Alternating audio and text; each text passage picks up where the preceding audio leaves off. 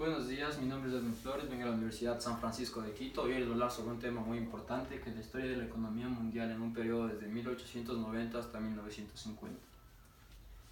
Para comenzar les voy a dar una frase muy célebre e importante. Aquel que no conoce su historia está condenado a repetirla. Napoleón Bonaparte. ¿Qué es lo que nos dice esta frase? Que nosotros tenemos que aprender sobre nuestro pasado y sobre sus errores para no cometerlos en el futuro. Como una introducción, voy a hablar sobre la Belle Époque. ¿Qué fue la Belle Époque? Es un periodo comprendido entre 1890 hasta 1914, donde se produjo un auge en la economía mundial, principalmente en las potencias más grandes. Se produce este desarrollo gracias al crecimiento masivo de la población consumidora, el descubrimiento del oro en África y la producción de cine como forma de entretenimiento.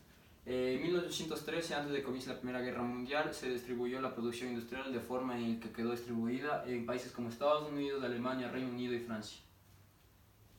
Capítulo 1. La Primera Guerra Mundial, en el periodo entre 1930 a 1919.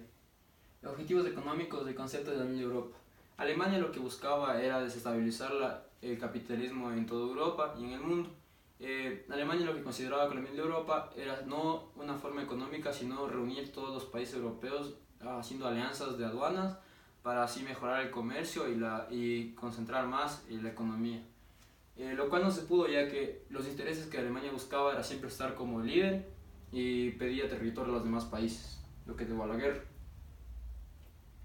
Podemos ver aquí un mapa antes de la Primera Guerra Mundial en Europa y después de la Primera Guerra Mundial.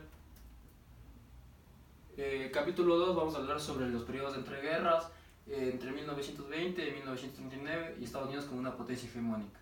Después de la guerra, países entraron a una crisis y Estados Unidos fue quien aprovechó ayudando a los países europeos con dinero para mejorar esa estabilidad. Estados Unidos se vio favorecido por el auge de la industria pesada, la construcción de fábricas y armas. Estados Unidos pasó a ser de un país deudor a un país que daba dinero y préstamos a los países europeos en muy poco tiempo. La Gran Depresión fue la crisis más grande económica que ha existido en el mundo. Se produjo por dos formas, se podemos dividir en la crisis financiera y la crisis económica. La crisis financiera se produjo precisamente por dos razones.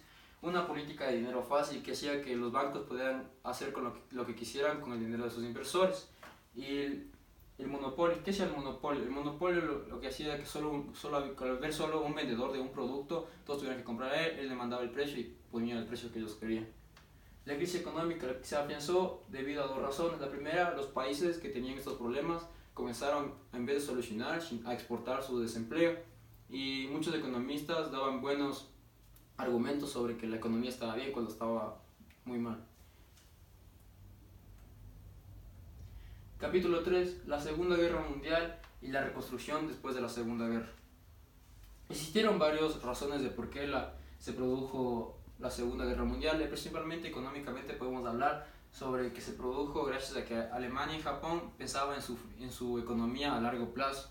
Y se dice que antes de que comience la Segunda Guerra Mundial y el Holocausto, ellos ya habían comenzado a armar su ejército para una posible guerra.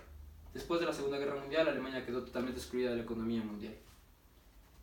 El Plan Marshall. ¿En qué se basa el Plan Marshall? Fue un plan en el cual los Estados Unidos favoreció a Europa gracias a que ellos buscaban a que la URSS no gane mucha influencia en Europa, gracias a que ya que estaban en la Guerra Fría.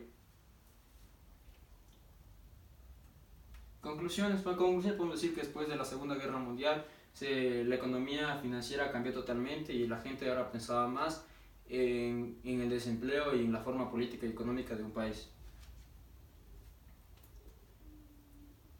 Y con el New Deal se produjo una nueva forma de pensamiento financiero que cambió totalmente la forma de pensar económicamente. Esto es todo, muchas gracias.